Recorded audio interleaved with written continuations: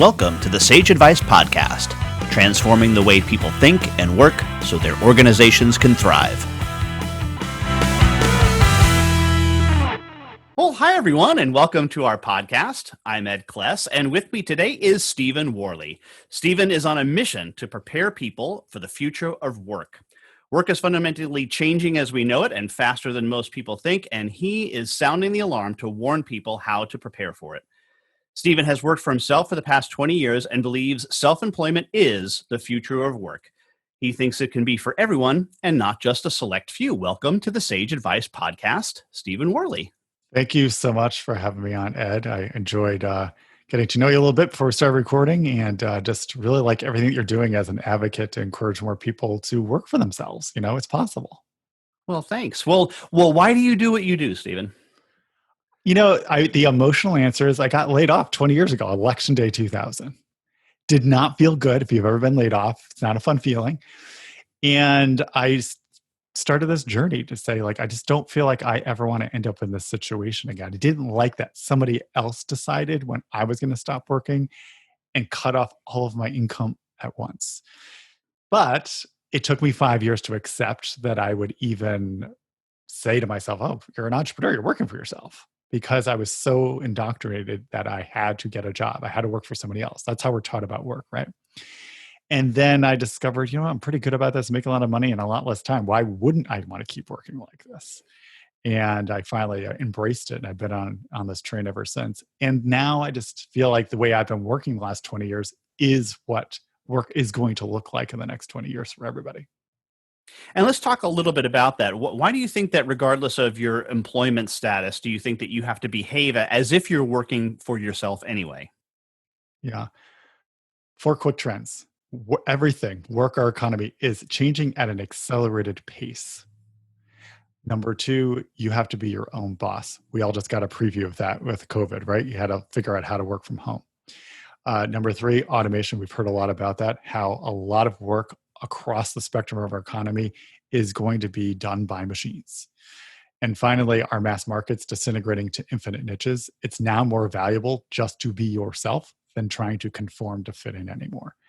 So I think the biggest, most pressing thing that we've all experienced is this idea of, I have this job, but I've been asked to work from home. And I think a lot of people were really thrown by that. And they actually had that first experience of like, wow, I actually have to organize my own workday. All the cues that I was used to have been erased. They're gone. And then, I don't know about you, as I've started to talk to a lot of people, some people say stuff like, I love this. I'm getting my work done so much more quickly. And I'm like, yeah, because you're not having to fill up your time being in office to prove that you are valuable. And then there's other people who are just like, I can't wait to go back to normal. I just don't like this. So I think it's been just an experiment. I think work as we know it, I thought this was going to happen over a 10-year period, but this virus has really accelerated that process. So I don't think any of these conversations are going to end anytime soon.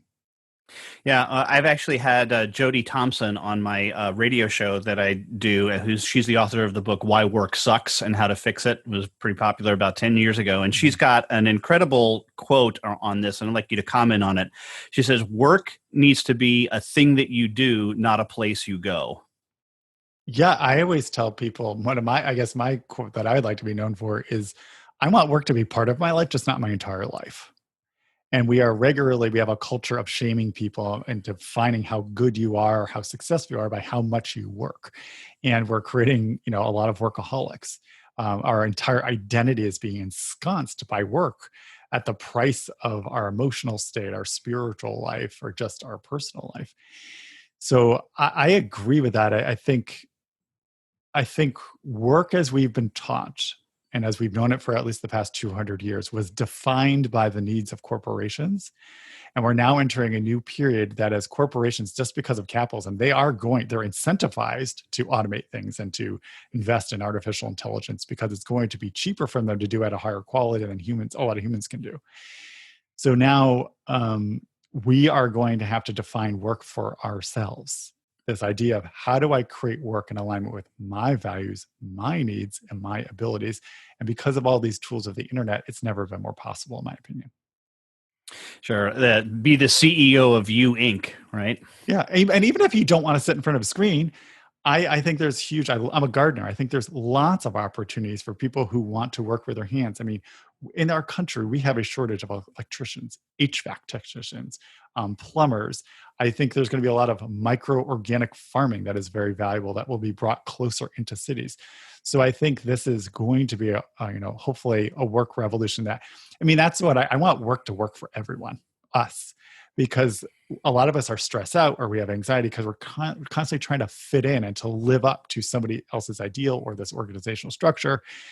And there is no one size fits all productivity. I mean, when do you feel like you get your best work done? Like what period of the day for you? Are you a Me morning personally, person? you're actually, Yeah, are you, yeah, definitely the morning.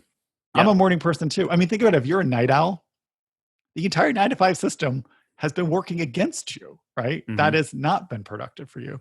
So I think that's the other huge, awesome thing is that we're starting to really, I think, being stuck inside our homes is really giving us more time to reflect on, well, how do I want to work? What does that mean to me? What's the role of it playing in my life? I think more and more of us are having that thought going on in our head. And we're realizing that there are infinite ways to work. There's infinite ways to do things. There's not just what has been spoon fed to us in terms of the limitation of how we've been defining work. And what would you say to someone who was in a situation you described a little bit earlier, somebody who had through COVID and changes in policy had to work from home and hated it?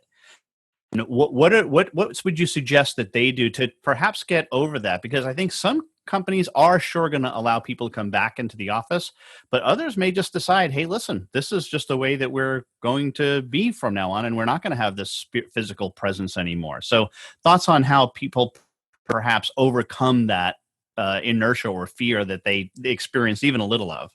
Yeah. Number one, I think I find it highly unlikely that there are going to be a significant amount of businesses that are going to mandate that everybody has to work in an office again. I think it will, for most people, it's going to look more like a choice, right? So I think for somebody who is like, I do not like this, this is not working for me, it's take a deep breath and lean into that resistance. Give yourself the chance instead of just saying, I don't like this. What you're saying to yourself, you're like, I'm avoiding this. I don't want to know why I don't like this. Is take the moment to start breaking down what aspect of this do you not like? Is it the lack of connection? Or is it you don't like your chair?